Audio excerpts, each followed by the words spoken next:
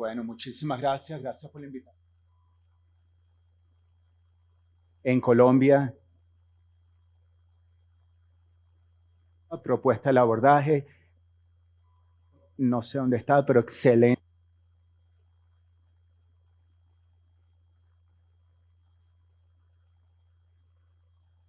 Esto hicimos,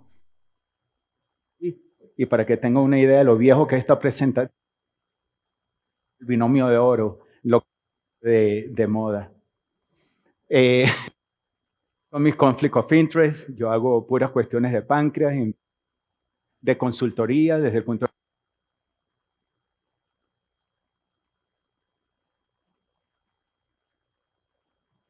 Ok, entonces ahorita vamos a estar hablando un poquito de definición, etiología, diagnóstico y de la terapia que vamos a hacer con estos pacientes. La definición ya la cubrió muy bien, ¿no? Pancreatitis viene en 3 tipos diferentes. Viene la pancreatitis aguda, viene pancreatitis aguda recurrente, pancreatitis crónica. Para la mayoría de nosotros son 3 enfermedades completas y absolutamente distintas que lo que tienen en común es que se está inflamando el páncreas. Pancreatitis aguda es un paciente que se le inflama el páncreas una vez y más nunca en su vida. El páncreas vuelve a la normalidad. Pancreatitis recurrente es un paciente que le da 2 o más episodios de pancreatitis. Sumamente importante conseguir por qué le está dando la pancreatitis, porque no queremos que el paciente evolucione a una pancreatitis crónica. Pancreatitis crónica es un paciente que ya tiene fibrosis, calcificaciones, dolor, diabetes tipo 3C, que es una diabetes bien difícil de controlar, o son pacientes que tienen insuficiencia exocrina, que vamos a hablar después de esto también. Entonces, ¿cómo definimos pancreatitis aguda? El paciente tiene que cubrir 2 de estas 3 criterios, que muy bien lo mostró el doctor en el paper del doctor Peter Banks. Éramos un conglomerado, estuvimos en ese paper de GOT del 2012 al 2002. El dolor abdominal simplemente es un dolor que una bomba se le explotó en la barriga del paciente. Esto no es un dolor de un gas que hace un burping, que lo pasa por abajo y se le va el dolor. No. Esto es un dolor que el paciente vale pasando muy mal en el cuerpo. Y la mejor manera de hablar de esto es que una bomba le explotó. La número 2 es imágenes que sean consistentes con inflamación pancreática. Aquí estamos hablando de ultrasonido, estamos hablando de una tomografía, estamos hablando de lo que usted tenga disponible. No siempre es necesario, sobre todo si el criterio número 3, de la amilasa y o lipasa, 3 veces el upper limit of normal. Y eso es importante porque hay otras partes del cuerpo donde se produce amilasa y o lipasa, puede haber una elevación un poquitico elevada que no llega al nivel de pancreatitis y le están dando al paciente el diagnóstico. El paciente no tiene ninguna pancreatitis. 2 de las 3 es diagnóstico de pancreatitis aguda. Entonces, es un episodio, más nunca le dio pancreatitis. Recurrente es pancreatitis aguda, ya es un paciente crónico, es cuando ya el páncreas lo tiene dañado, fibroso, con dolor, insuficiencia exocrina y o endocrina. Entonces, ¿cómo se ve una pancreatitis aguda? Y esto es simplemente para que comiencen a escuchar la terminología que estamos usando hoy en día, para estar seguro que cuando hablamos con los cirujanos y hablamos de una manzana, estamos de una manzana y no de una pera. Entonces, pancreatitis aguda, en el momento agudo, cuando nos viene al hospital, vienen de 2 maneras. Uno es una pancreatitis aguda edematosa, que lo que pueden ver es el páncreas, cuando le dan IV contrast, se ve completamente y ven la inflamación ahí alrededor del páncreas. Y ven la inflamación severa que hay alrededor del páncreas. Gracias. Entonces, eso es una pancreatitis aguda. Esto que están viendo aquí a la izquierda es una pancreatitis aguda edematosa. Esto es el 80% de los pacientes y la gran mayoría de estos pacientes le va súper bien. A los 2-3 días se están yendo a su casa. Esto que ven aquí es una pancreatitis necrotizante. ¿Cómo sabemos que es necrotizante? Se le da el IV contrast y lo único que ven es un poquito en la cabeza y el cuello. El resto del cuerpo y la cola está completamente necrotizado por la severidad de la pancreatitis. De nuevo, esto es aproximadamente un 10% de los pacientes. Después de aproximadamente 4 semanas, es cuando se comienzan a organizar los tejidos, la cápsula, y estos son complicaciones de la pancreatitis aguda. La mayoría de estos pacientes los estamos viendo en la clínica después. Es un paciente que se fue a su casa y que volvió porque tiene dolor de barriga, náusea, vómito, tiene early satiety, y estos son pacientes que tienen colecciones de fluido. Todo esto es pancreatitis aguda. Todo esto es un paciente que le dio un episodio de pancreatitis y más nunca, si Dios quiere, le va a volver a dar. Pancreatitis crónica. Pancreatitis crónica es esto que ustedes ven aquí, una glándula que está bien enferma, una glándula que está atrofiada, una glándula que puede estar en el conducto pancreático lleno de piedras o en el parénquima lleno de piedras. Y esto me gusta mostrarlo porque se podrán imaginar que si es un paciente con dolor, podemos ayudarlo, porque le podemos tratar de quitar la piedra. Es imposible que un CEPRE lo ayude para nada, que es un paciente que tiene una enfermedad completamente difusa, parenquimatosa, que hacerle un CEPRE lo que puede hacer es crearle más problemas que ayudarlo. Cuando nos metemos a sacar este tipo de piedras, vemos el conducto pancreático dilatado, vemos las piedras aquí cómo las sacamos, dejamos stents, podemos hacer un montón de cosas que no es el motivo de la charla del día de hoy. ¿Cuál es la manifestación exocrina? Y de esto vamos a hablar en mi próxima charla. Es un paciente con esteatorrea, esto es un paciente que ya tiene el páncreas completamente dañado, esto es un paciente que tiene menos del 10% de la función pancreática y que cuando está yendo al baño, literalmente todo lo que se mete en la boca está pasando por abajo y no está absorbiendo, y esa es la importancia de las enzimas pancreáticas. Entonces, esto es un estudio súper importante, volviendo a la parte de pancreatitis aguda. Esto viene de la Universidad de Pittsburgh con Dirash, Yadav, Papacristo, gente que ha sido muy prolífica en la parte de páncreas, que han publicado 20,000 cosas que al principio no se sabía si era verdad o no, y hoy en día nos damos cuenta que estaba en writing point, que eso es exactamente lo que había que hacer y que eso es exactamente cómo se presentan. Entonces, en este estudio en particular, retrospectivo, con todos los errores que pueda tener, 7,500 pacientes, que es un grupo excelente, la etiología de pancreatitis aguda, de un solo episodio, la mayoría fue biliar, igual que lo que presentó el doctor Peinado, de aquí en Colombia, la mayoría es biliar. En Estados Unidos se ve mucho el alcohol y el otro era idiopático. Cuidado con la parte idiopática porque en aquel momento no estábamos haciendo los estudios genéticos que hacemos hoy en día. En aquel momento estudios genéticos eran un dineral, hoy en día es muchísimo más económico, más accesible y podemos hablar de eso después, que hay compañías que están haciendo estudios con saliva y eso se puede hacer, tengo entendido, de Colombia a Estados Unidos, etcétera, por una cantidad muchísimo menor. El punto es que el 30% era idiopático. Entonces, en este estudio, lo que muestra es que los pacientes fueron readmitidos en aproximadamente el 29%. 1 de cada 3 fue readmitido con pancreatitis aguda. Aquí querían ver cuál es la historia natural de la enfermedad. ¿Cuántos les va a dar pancreatitis aguda recurrente? ¿Cuántos después del primer episodio de pancreatitis les va a dar pancreatitis crónica? Entonces, lo que vieron, que es un mensaje súper importante para todos los que están aquí hoy, que se recuerden, es que la progresión para pancreatitis crónica no es frecuente, pero en los pacientes que se veía eran los pacientes que tienen pancreatitis aguda recurrente, los pacientes que son alcohólicos, los pacientes que fuman, y eran mucho menos en los pacientes que tenían pancreatitis de origen biliar.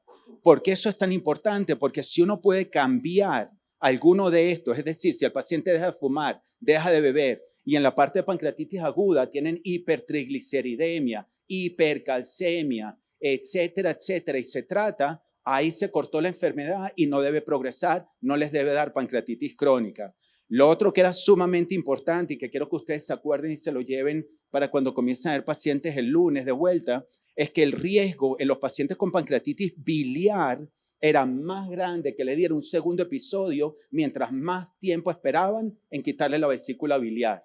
Entonces me gustó mucho lo que dijo el doctor Peinado porque si ustedes tienen un paciente que viene con una pancreatitis aguda y las enzimas hepáticas están elevadas, lo más probable es que esto es una pancreatitis de origen biliar, sobre todo si el ALT está elevado, y la referencia clave es la del doctor Tanner, que publicó hace ya un montón de años y ha seguido en pie ese mensaje. Lo que quiero que se recuerden es que si ustedes tienen un paciente con pancreatitis aguda de origen biliar, no complicada, no dejen que ese paciente se vaya a la casa con la vesícula, trate de quitársela en la misma admisión. Eso es lo que tratamos de hacer con todos nuestros pacientes en Estados Unidos.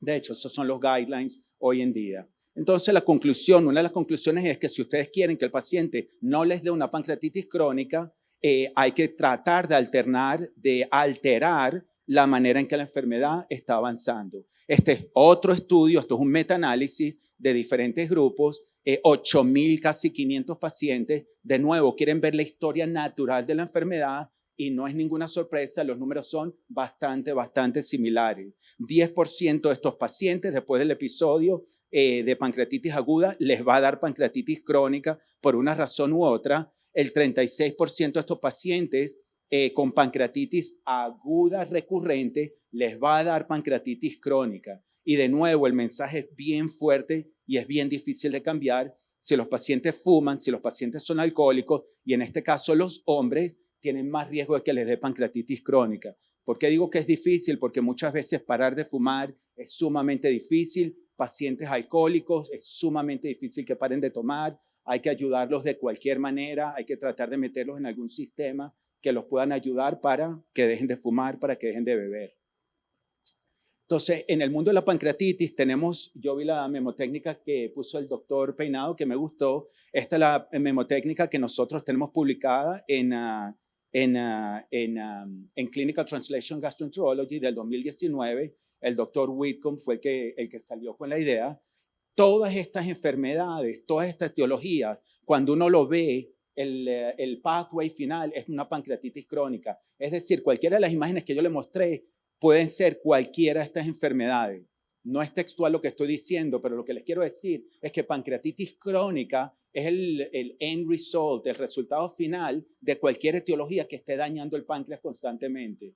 Por eso les digo ya por enésima vez que es sumamente importante tratar de ver por qué le está dando la pancreatitis para tratar de pararla y que la enfermedad no siga avanzando. Tenemos la parte, nosotros usamos el TIGAR o classification, la T por tóxico metabólico, fumar, alcohol, hipercalcemia, hipertrigliceridemia y un montón de medicamentos que hay que revisarlos siempre que viene el paciente. Idiopático, siempre hay un grupo que el pedacito del pie idiopático cada vez se está poniendo más y más pequeño porque estamos consiguiendo más y más genes que están relacionados con la pancreatitis.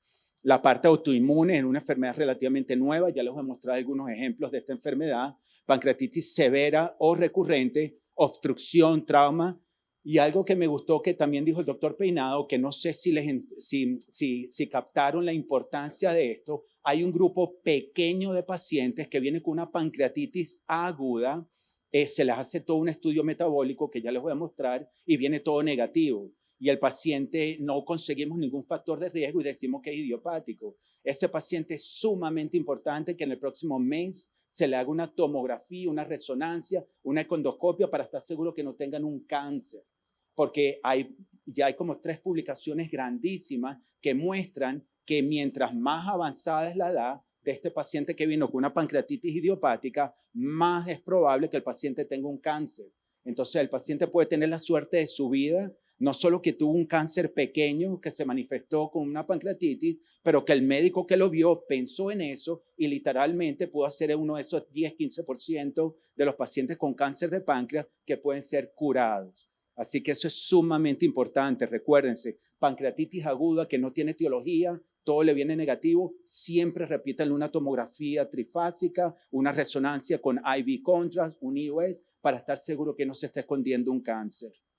El workup mínimo necesario que deberían hacer en la emergencia con cualquier paciente que tenga pancreatitis aguda, triglicéridos, calcio, chequéenles siempre que no sean celíacos. Hay un porcentaje bien pequeño, yo digo siempre al año, yo creo que 1 o 2 de mis pacientes le diagnosticamos enfermedad celíaca. Es raro, pero si usted no piensa en eso, no va a caer en el diagnóstico nunca.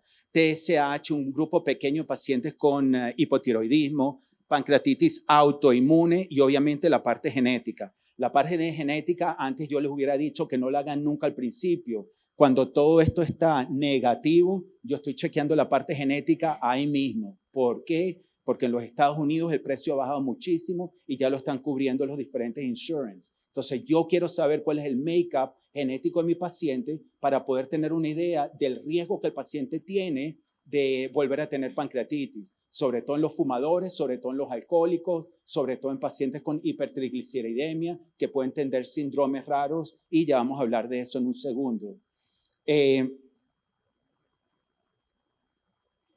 Perdón. Entonces, en la pancreatitis aguda, volviendo a la parte aguda, en los Estados Unidos, alcoholismo sigue siendo, así sea binge drinking, la causa número 1, piedras. Hipertrigliceridemia es algo que antes no se pensaba. Muchísimos de nosotros tratamos de hacer mucha bulla para que la gente comenzara a tener mayor idea de lo importante que era la hipertrigliceridemia, y creo que después de muchos años lo hemos logrado.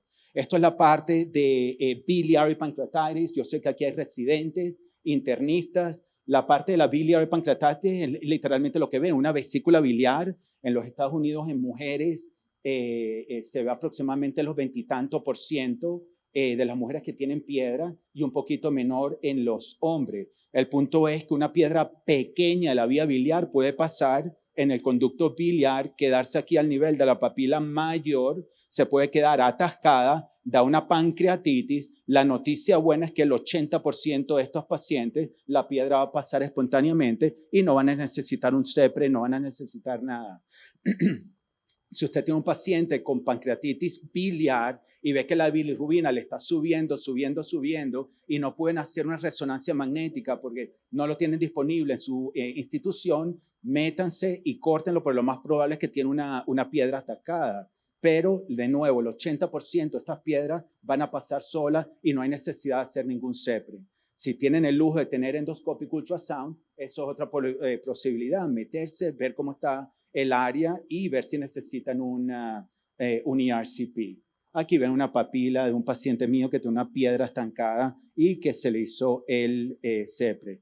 Volviendo al tema de la hipertrigliceridemia, aquí tenemos en el 2009, ya no quiero ni pensar cuántos años atrás, lo veíamos tanto que pusimos entre mis fellows y yo una publicación sobre la importancia que es pensar en eso, la presentación y cómo es el tratamiento de esta enfermedad. Acuérdense que hay causas primarias y secundarias. Lo que más vemos son las causas secundarias, como un paciente alcohólico. Acuérdense que el alcohol se metaboliza en triglicéridos y se va directo al cuerpo. Puedes tener pacientes que tienen diabetes poco controlada, que lo vemos un montón. Pacientes que vienen con DKA, hipertrigliceridemia, tienen la hemoglobina 1C súper alta, comienzan a controlar la diabetes y más nunca les da pancreatitis a estos pacientes. Hay muchas medicinas también que hay que tener presentes, y quiero hablar un segundito de causas primarias. Hay causas primarias que son muy raras. Hay una causa primaria que ustedes tienen la suerte ahorita aquí en Colombia. Ya les voy a mostrar eso. Déjenme simplemente que cambie el orden. La razón por la cual es sumamente importante tratar a los pacientes con hipertrigliceridemia es este estudio que viene del doctor George Papacristo, también de la Universidad de Pittsburgh, ya del 2015. Ellos lo que hicieron es algo sumamente sencillo: comparar todos los pacientes que vinieron con el diagnóstico de pancreatitis aguda, que son los que ven aquí en la barra azul o barra verde, que tienen triglicéridos bajos, por menos de 150. Compararlos con los pacientes que vinieron con pancreatitis por hipertrigliceridemia. Y el mensaje no puede ser más sencillo y más fuerte. Los pacientes que vienen al hospital con hipertrigliceridemia, y esa es la culpa de la pancreatitis, les fue muchísimo peor que los pacientes que tienen pancreatitis por otras etiologías. Y eso lo vieron, que hay mayor estadía en el Intensive Care Unit, mucha más pancreatic necrosis, tienen mucho más organ failure y están en el hospital muchísimo más días que el paciente que viene por otra etiología. Lo que es interesante es que la mortalidad no hay un número significativamente estadístico, pero el mensaje está ahí, que es un poquito más alto que el otro paciente. Lo que les estaba diciendo anteriormente es que hay una enfermedad que se llama Familial Chylomicronemia Syndrome. Ahorita tenemos una compañía aquí en Colombia que se llama PTC, que están súper involucrados con esta enfermedad, con el tratamiento para esta enfermedad. Sabemos que aproximadamente el 7% de los pacientes que vienen con hipertrigliceridemia tienen esta enfermedad. Entonces, el challenge, lo difícil, es ver cuáles son estos pacientes para poder diagnosticarlos y darle el tratamiento que ellos necesitan. Es una enfermedad sumamente rara que la vemos en 1 en 1.000.000. Muchísimos de estos pacientes la pancreatitis aguda recurrente o crónica y son pacientes que simplemente no responden al tratamiento convencional. El hecho de que no respondan al tratamiento convencional tiene que ser un red flag de pensar en esta enfermedad rara. Y aquí les estoy dejando este code donde se pueden meter, porque cuando estén sospechando de ella, simplemente contactan a la compañía y ellos se van a encargar de darle seguimiento al paciente. Esta presentación la van a tener available, así que van a poder ver todo esto después desde su casa. Siguiendo con la parte del workup, ya hablamos del Pancreatic Protocol CT Scan, la importancia que tiene sobre todo en seguimiento. Cuando viene un paciente con pancreatitis aguda, que no la vemos complicada, que no pensamos que puede ser una disección de la aorta, que no pensamos que puede ser una úlcera perforada, la mayoría de mis pacientes no le hacemos ya tomografía. Simplemente con los otros 2 criterios es suficiente para dar tratamiento de pancreatitis aguda. Resonancia, ultrasonido, etcétera. Y el CEPRE únicamente cuando vamos a sacar una piedra, como les comentaba anteriormente. Entonces, ahorita para hablar de unos casos particulares, unos casos interesantes de pancreatitis aguda recurrente. Esto no es lo que van a ver todos los días, pero quería mostrarlo para que lo tengan presente, porque yo creo que cuando uno ve las cosas es más fácil en el futuro de hacer la analogía. Esto es uno de los tantos pacientes, casi que 500.000 de pacientes del Hospital de Veteranos. Esto es un estudio que llevó el doctor Satish Munigala, excelente pancreatólogo también. Que mostró básicamente que a partir de los 40 años, en la población de veteranos, cuando venía un paciente con una pancreatitis aguda, idiopática, porque todo el workup fue negativo, el porcentaje que tenía cáncer a medida que aumentaba la edad, aumentaba la incidencia. Recuérdense, por favor, un paciente de estos siempre al mes. ¿Y por qué digo al mes? Porque al principio todavía hay cambios de inflamación en el páncreas y puede no verse. Y después de un mes se ven los tumores mucho mejor desde el punto de vista radiológico. Este es un caso que me encanta mostrar. De hecho, tuve uno casi que idéntico esta semana, pero me quedé con estas imágenes porque estas imágenes están buenísimas. Si ustedes ven acá el conducto biliar, pueden ver que está dilatado, pueden ver que hay una piedrita por aquí, la van a ver en un segundo un poquito mejor. Ahí ven la vesícula biliar, aquí comienzan a ver la piedrita. Es una paciente de 32 años con la tercera admisión de pancreatitis, tiene los ALT, AST y la bilirrubina elevada, tiene la lipasa en 10.000 y se le consigue un hallazgo relativamente incidental. Pueden ver ahí de nuevo las vías biliares, pueden ver ahí la piedrita. Y la pregunta es, ¿qué más están viendo ahí además de la piedrita? Por algunas personas que veo que se rieron, pero veo muchas personas ahí que dicen, este caso está bien difícil. Lo que ven es que es una mujer embarazada y aquí ven el bebé casi que atrapando la piedra. Y esta semana, y no lo estoy diciendo porque estoy dando esta presentación hoy, tuve un caso casi que idéntico, pero el bebé se ve mejor en esta foto, así que me quedé con esta foto. Pero el punto es que esto es algo que simplemente no es permitido, esto está súper mal hecho. ¿Por qué está mal hecho? ¿Qué es lo que quiero decir con eso? Nosotros como médicos no podemos dejar que un paciente que ha tenido 3 episodios de pancreatitis biliar se embarace y después venga con otro episodio de pancreatitis. Esto puede ser culpa nuestra, puede ser culpa del paciente. Les voy a decir, lo estoy mostrando, pero me parece la imagen es preciosa. En este caso era culpa de la paciente, siempre se le dijo, hasta tenía el día quirúrgico y simplemente no iba a quitarse la vesícula. Eso fue antes de que quedara embarazada. Pero esto es algo que no queremos ver. Un paciente que tiene una pancreatitis biliar y después se embaraza y ahí sí pasa a ser un procedimiento de súper alto riesgo que tenemos que tener 20.000 otras cosas en consideración y esto es un paciente que nadie quiere ver, esto es un paciente que nadie quiere tocar por la parte médico-legal también. ¿Qué otras cosas podemos tratar desde el punto de vista endoscópico? Está el páncreas divisum, están ampullary tumors y hay un montón de otras cuestiones anatómicas raras.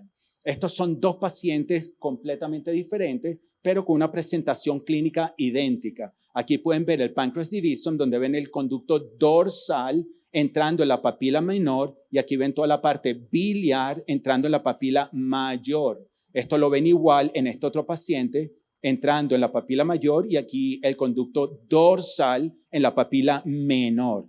Estos dos pacientes que los dos han tenido son mujeres, las dos tienen 20 años, se lo estoy diciendo por decir, y las dos tienen 5 episodios de pancreatitis. ¿Cuál es el paciente que se va a mejorar y cuál es el paciente que no se va a mejorar cuando le hagamos una esfinterotomía del conducto pancreático menor? Sin entrar en muchos detalles, pero ya se me está yendo el tiempo, cuando los pacientes tienen el conducto dorsal dilatados, a estos pacientes les va sumamente bien. Cuando tienen el conducto dorsal completamente normal, estos pacientes, la mayoría, no responden a endoterapia. Acuérdense que Pancreas Divisum lo tiene el 10-15% de la población y es simplemente una variación anatómica. Antes decía que era una anormalidad y muchos de nosotros nos poníamos muy bravos cuando decían, no, tiene una normalidad. Eso no es ninguna anormalidad, eso es una variación que es completamente normal. Eso es una observación que nosotros vimos ya hace casi 20 años y lo publicamos en el Red Journal mostrando que los pacientes que tienen pancreatitis aguda recurrente, algunos crónica, con Pancreas Divisum, que los que no se mejoraban eran porque tenían una mutación genética. Hace 20 años eran muy pocas las personas que estaban hablando de mutaciones genéticas y este es el doctor Steve Friedman, que es mi mentor, que él es un tipo visionario que siempre ha estado por delante del tiempo y me empujó para hacer este estudio. En aquel momento pensaba que estaba loco, pero hoy en día me doy cuenta que estaba completa y absolutamente en lo que era. Este es otro paciente que tiene otra normalidad, otra variación. Para los que hacen CEPRE, aquí pueden ver el MRCP y pueden ver que es prácticamente que idéntico. Pueden ver lo que se llama un incomplete pancreas divisum, donde hay opacificación a nivel de la inyectada del conducto mayor, pero la mayor parte del conducto se está drenando a nivel de la papila menor. Estos pacientes los cortamos, no hay suficientemente data para saber si les va bien o no, y yo simplemente lo hago porque no tengo más nada que ofrecer. Obviamente después de que les he hecho un estudio completo. Pero estos son los pancreas divisum que son incomplete. ¿Okay? ¿Qué pasó?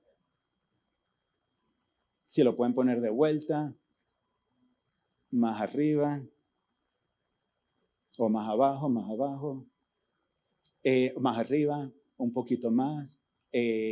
Ahí. Perfecto. Gracias. Entonces, este es el pancreas divisum incompleto.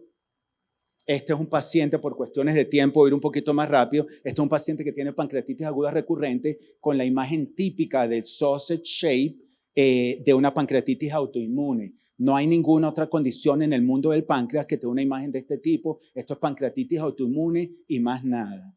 Esto es un paciente también, si me puedes correr el video, por favor, con pancreatitis aguda recurrente, y lo que es interesante es que aquí está la papila mayor y a aproximadamente 3 centímetros de distancia de donde se une el conducto pancreático al conducto biliar. Entonces, el conducto pancreático, en vez de unirse a nivel de la papila mayor, se está uniendo en el conducto biliar. Estos son lo que se llama anomalous pancreatobiliary junction, y esto lo podemos ver así y lo podemos ver también al revés. Por cuestiones de tiempo no voy a mostrarlo al revés. El tratamiento es el mismo, se hace una esfinterotomía. Tengan mucho cuidado porque hay un grupo de estos pacientes que tienen el conducto biliar dilatado y la incidencia de cáncer es mucho más alta. Así que recuérdense de esta imagen. Este es lo que se llama el ANSA Pancreatic Dog. El número de estos pacientes es rarísimo. Nadie sabe si esto tiene que ver o no con la pancreatitis aguda recurrente. Esta es una paciente mío que le hizo un estudio genético, metabólico, etcétera. Todo le vino completamente normal. Decidí cortarla porque el paciente estaba obstinada de tantas pancreatitis y no le hice absolutamente nada cortando este esfínter, pero hay muchos estudios que muestran que sí ayudan. Y no son estudios, son case series, case report. En vez de ver una línea derechita, lo que ves es el ANSA, los círculos. No sé si ustedes han visto esto por favor, en algunos de sus pacientes. Esto es un paciente joven que tenía como 30, 40 episodios de pancreatitis. Me lo mandaron para una segunda opinión. Pueden ver ahí como un quiste o un divertículo gigante está obstruyendo la papila mayor. Vamos a correr el segundo video también a la vez, por favor. Entonces, lo que van a ver aquí, esto es lo que se llama el windsock diverticulum. No sé bien cómo se llama el windsock en español, me perdonan, pero lo que hacemos es meternos en la parte distal, literalmente como acá, y van a ver que voy a poner un stent y lo que vamos a hacer es cortar endoscópicamente el divertículo. Y una vez que uno corta el divertículo, literalmente estás liberando el divertículo, estás fileteando y este paciente más nunca le dio pancreatitis. Aquí pueden ver el opening del divertículo del lado pequeño. Entonces puse un stent que va completamente cubierto de ahí hacia donde está la cámara, que es lo que ven acá, y ahí estoy con un needle knife cortándolo literalmente todo este septum que ven acá. El septum este que ven acá en la imagen de la izquierda. Lo estamos cortando endoscópicamente, que eso es literalmente lo que hace el cirujano. Este es un procedimiento que duró como 15 minutos. Mira aquí cuando ya está el septum completamente cortado, sacamos el stent que es completamente cubierto, se terminó el procedimiento y créanme cuando les digo que al paciente más nunca le dio pancreatitis.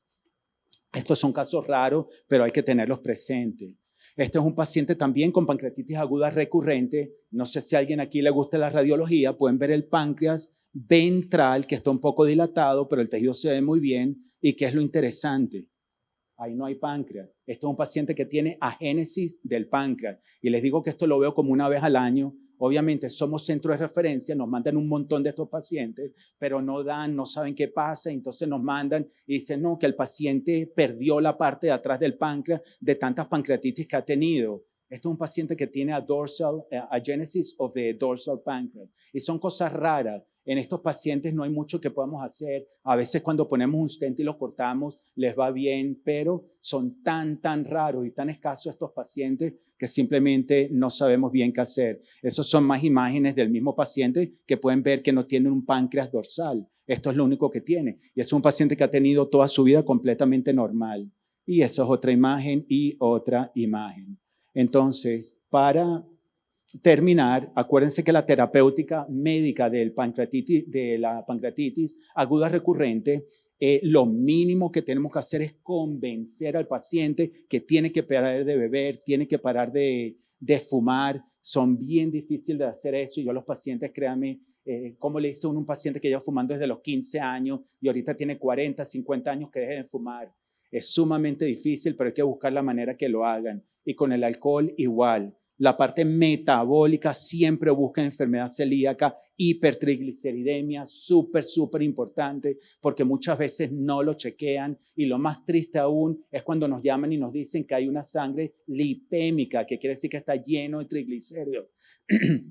Lleno de triglicéridos y nadie pensó en chequear los niveles. Tiroides, calcio, vasculitis, que no hablé de eso. Por ejemplo, pacientes con lupus, el 100% les da pancreatitis. Y si las imágenes están anormales, piensen en pancreatitis autoinmune y chequen un IgG4. Esos pacientes responden como magia cuando les damos esteroides. A tal punto que muchos de nosotros, cuando vemos este diagnóstico, si la bilirrubina está elevada, no ponemos ningún stent, damos esteroides y a la semana o 2 se comienza a normalizar solita la bilirrubina porque la obstrucción se va sola. Antioxidantes no funcionan. Hay estudios que han dicho que sí, otros que dicen que no. Yo en mi clínica les digo que lo tomen porque no va a hacer daño si no hace bien, pero la mayoría de los estudios muestran que no funciona como pensábamos antes. Sacarle la vesícula biliar no está recomendado, al menos que veamos piedras o al menos que el ALT la haya subido considerablemente. Yo nunca hago un endoscopic ultrasound.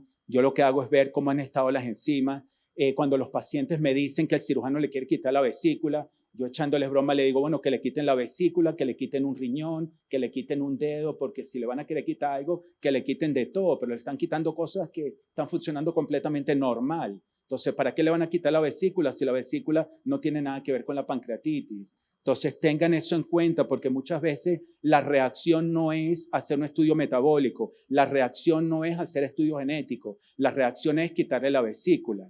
Así que recuérdense este comentario, ursodiol no funciona, enzimas pancreáticas tampoco funcionan y la nutrición sí funciona y es que el paciente esté bien hidratado y con una dieta baja en grasa. Pacientes con páncreas divisam, si tiene el conducto dorsal dilatado, yo brinco ahí mismo para cortarlo. Hago un montón de estos pacientes porque la gente sabe que me gusta y estos pacientes en general les van muy bien. Si el conducto dorsal está normal, es muy controversial, tengan mucho cuidado para que no se metan en problemas. Y para terminar, si el paciente tiene 40 años o más, recuérdense esto que hemos dicho ya en la presentación anterior y esta, piensen en cáncer, pueden agarrar un cáncer pequeñito, 2, 3, 4 años antes de que se convierta en una pesadilla y que dé metástasis. Siempre repitan una tomografía para ver que todo se ve normal. Y cuando tengan preguntas, llamen a alguien que tenga un interés de páncreas, local, internacional, lo que sea, pero busquen ayuda, que el mundo del páncreas es un mundo bien bueno, es un grupo bien unido y es un grupo bien abierto. Y con esto voy a terminar y muchas gracias por la atención.